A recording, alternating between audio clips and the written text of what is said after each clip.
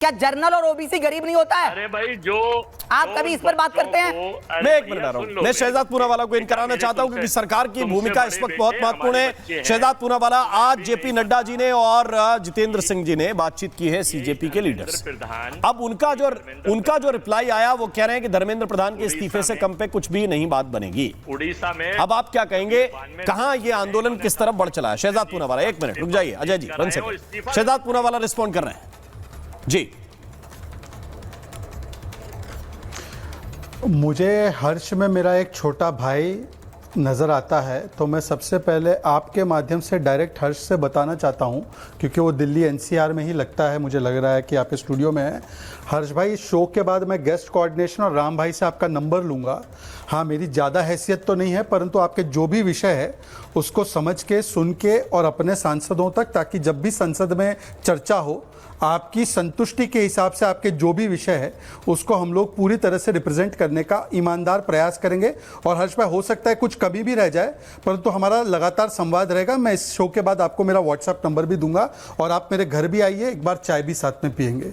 अब दूसरी बात जो है राम भाई, देखिए मैं बहुत संतुष्ट और खुश हूँ कि सोनम जी ने अपना फास्ट तोड़ दिया है। सोनम जी की जो भी मांगे थी, ईमानदारी से उसकी तरफ हमने प्रयास किया बढ़ने का। उनकी मुख्य मांग थी कि पार्लियामेंट में सभी विषयों पर, हो सकता है उनके मन में हर्ष जैसे बच्चे भी हो, उनकी भी चर्चा हो, और हम उसके लिए पूर्ण तरीके से तैयार है। सरकार ओपन और रिसेप्टिव है। रात को मोदी जी ने किस प्रकार से स्टूडेंट्स से संवाद किया, जो भी उन्होंने स्टेप्स अभी तक उठाए, मैं ये नहीं कहता हर्ष सही है कि बहुत सारी मांगे अभी भी जायज़ मांगे बाकी है, मैं ये नहीं कह सकता हम लोग परफेक्ट है, तो हर्ष की बातों को भी इंकॉर्पोरेट करेंगे। पर मैंने एक और चीज़ देखी, अब जैसे हर्ष को अपमानित किया जा रहा था, वैसे जिन लोगों के लिए सोनम जी ने 25 दिन तक फास्ट रखा, जैसे केजरीवाल को डंप कर दिया, वैसे सोनम जी को आज डंप कर दिया।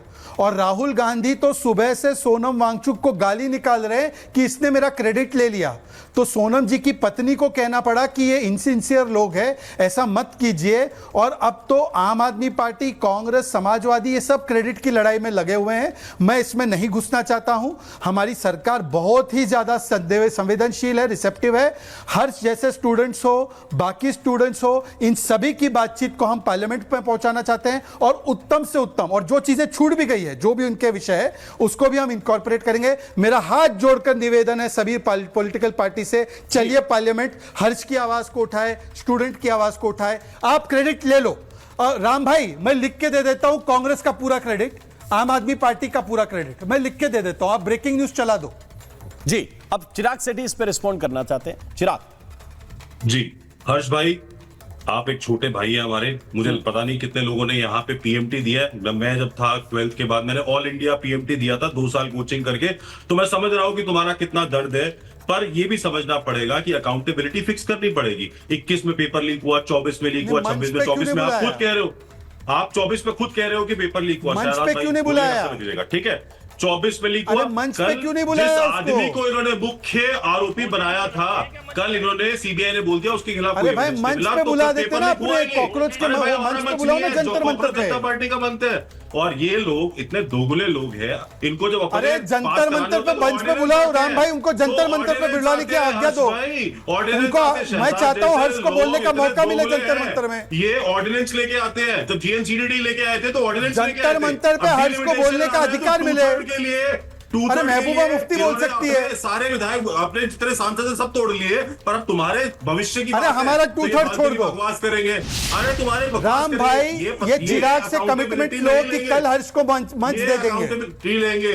ये अकाउंटेबिलिटी तुम दिला दो, आप पार्लियामेंट में आके हमारी अकाउंटेबिलिटी ले लो। आप धर्मेंद्र प्रधान मंच पे जगह दो, धर्मेंद्र प्रधान का रिजाइन दिलवा दो, खत्म हो जाएगा। राम भाई, मंच पे जगह दे दो हर्ष को, दिलवा दो।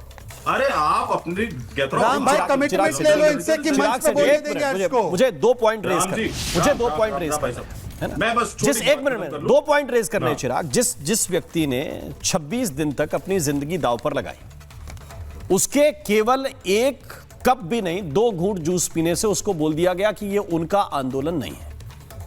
250 लोग आते थे कुल जमा जंतर मंतर पर जब तक सोनम वांगचुक नहीं आए थे। राम भाई, ये ऑन फैक्ट बोल रहा हूं, बिल्कुल 250 की बात मानता हूं। वांगचुक आए तो वांगचुक के पीछे ढेर सारे लोग आए, दुनिया भर के एक्टिविस्ट लोग आए, दुनिया भर की पार्टियां आई वांगचुक की वजह से। और उन वांगचुक के लिए यह बोला जा रहा है जिसने 26 दिन बाद अनशन तोड़ा कि आपका यह आंदोलन नहीं है, यह युवाओं का आंदोलन है। क्यों बूढ़े हैं वो? अगर बूढ़े हैं तो क्यों बिठाया? कोई नौजवान क्यों नहीं बैठा? क्योंकि बर्गर खाना था, कचौड़ियां खानी थी, होटल में जाके सो जाना था, इसलिए नहीं बैठाया। और जो बैठा उसको बोला कि आपका आंदोलन नहीं है।